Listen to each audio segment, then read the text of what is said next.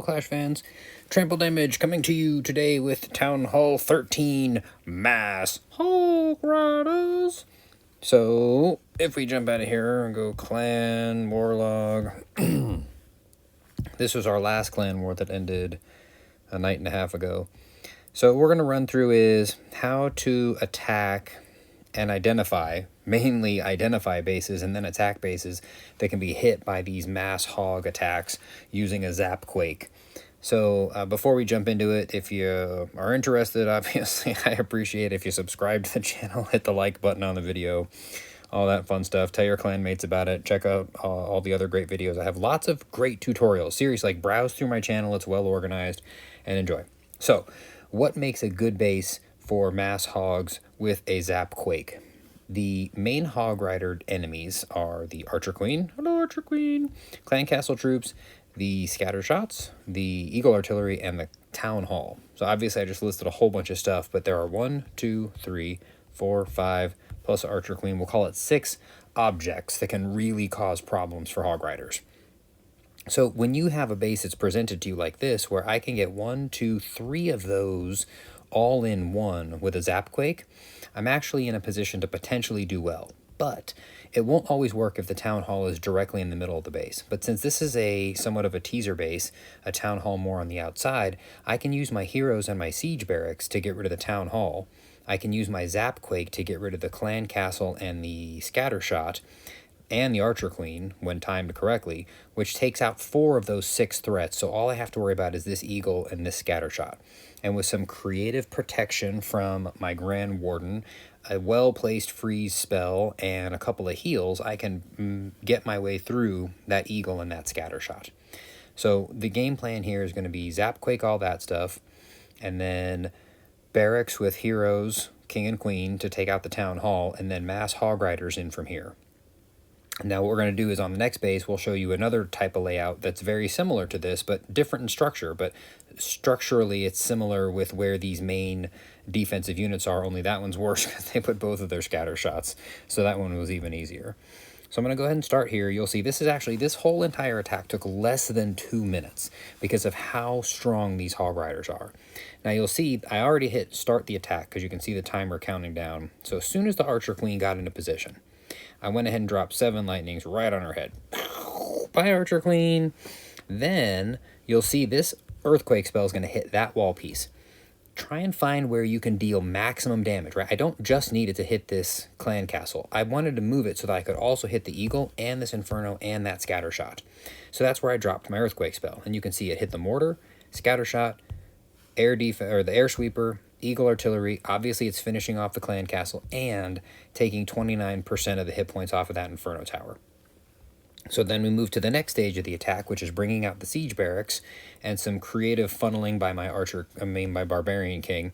I actually thought for a moment I mistimed it and he was going to get eaten by that inferno tower, but he made short work of the mortar and then got safely out of range. So inside that siege barracks, you will find 9 max hog riders to go along with the 50 that we're getting ready to drop right through this base. So there's all the fun teaser stuff, which teaser bases aren't actually that dangerous when the clan castle's been emptied, because the teaser bases, they really rely on the clan castle troops to slow you down while all this extra damage in here is really just pounding away at your troops. So Barbarian King gets a town hall down, and then you see these hog riders coming out here. I wanted to try and time it so that my main army came in around the same time as those hogs. So here come 50 hog riders with the Grand Warden and the Royal Champion. Now the plan was to use the Eternal Tome. Now, pause it, right as that eagle artillery hits for the first time, because I didn't think it was going to be able to get off a second shot. Now, I actually fired, you can see the shield here, I actually fired my Royal Champion's ability by mistake. It was not intentional. I hit the wrong button because I was like, go Royal Champion. Oops, I meant go Grand Warden. So that fired off. Meanwhile, down here, these hogs are certainly putting in a good work, and we got a bunch of wizards, those purple-coated assassins running around stomping stuff.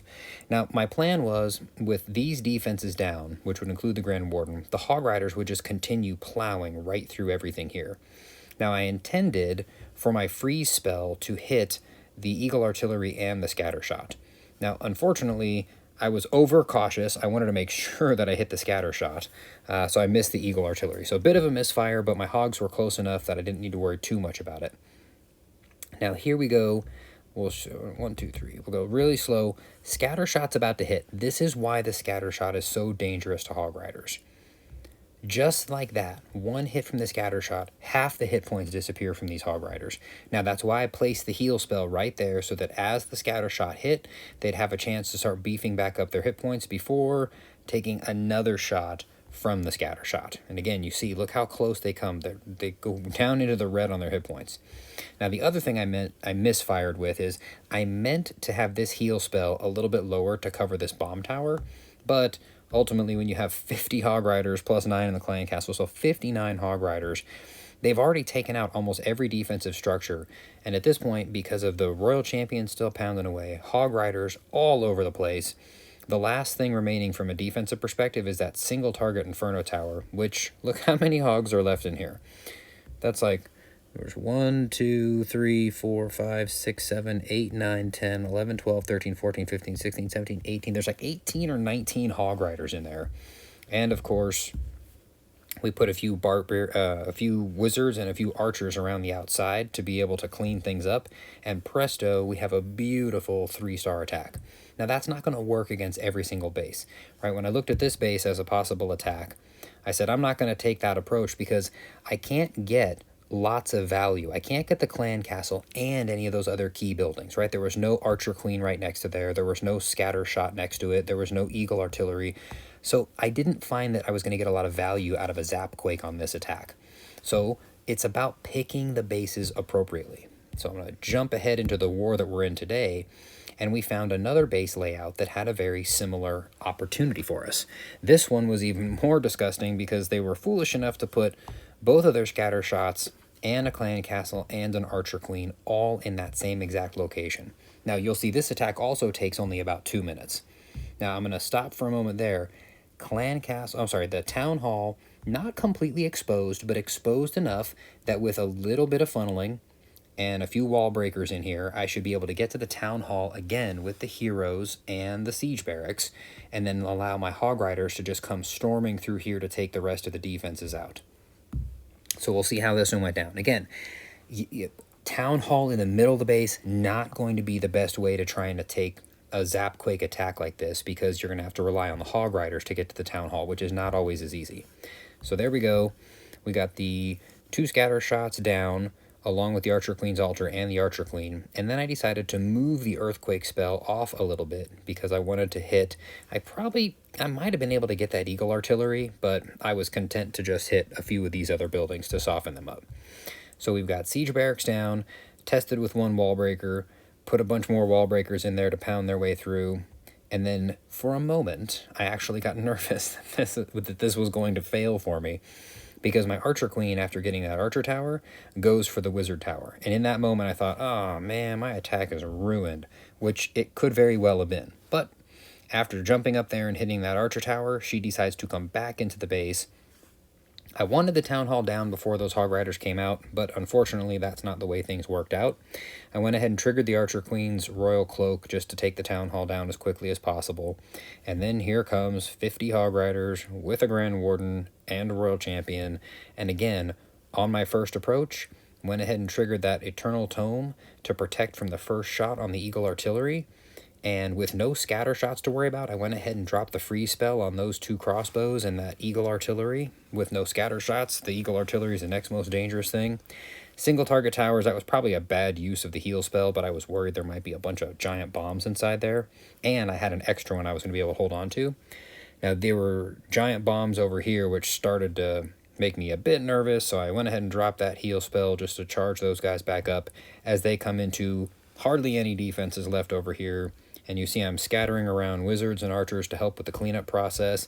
And just like that, I picked up another 3-star attack, because you need to find the right layout for these bases. And if you find the right layout and you find the right, you need to be diverse, right? Lots of different attack strategies are going to be good. This attack strategy, it was a ring base, and I didn't think that it was going to make sense for me to attack this with Hog Riders. I probably could have hogged this base somehow anyway, but there wasn't a lot of value with some of those key defensive units or the clan castle and archer queen really close to be able to take it. Now, I could potentially have waited until the archer queen ran around on this side, come up by this archer tower, and then maybe I could have, if she comes around this way, maybe zapped her and taken out the clan castle. Yeah, there you go. Boom, boom, boom, boom, boom, boom, boom. Could have zapped her and taken out the clan castle. Or you might have missed and been toast. If you can find a base that has good value inside somewhere where you can get the clan castle along with a scatter shot and the queen, or, you know, a scatter shot and the eagle artillery, or the queen and the eagle artillery, you can really punish those bases. But you definitely want to try and find a town hall that's marginally exposed. If you can find bases like that, it's going to feel like spamming hog riders, but you have planned the attack so meticulously ahead of time that it's not spam. It is well planned attacks, reaping 3-star attacks that's going to see us actually on our way to another war win. We're in good shape here. I came back to playing 58 days ago, and we are, what is that, 4, 5, 6, 7, 8, 9, 10. We're 10-2 since I came back, so go good, guys. Hope you guys enjoy the video. I'd like you to drop a comment down below, ask me any questions you have, see if you want some more information about anything. Make sure to like the video, subscribe to the channel, keep enjoying my content. I'm going to keep cranking it out. Guys, have a good one. Trample Damage saying, peace.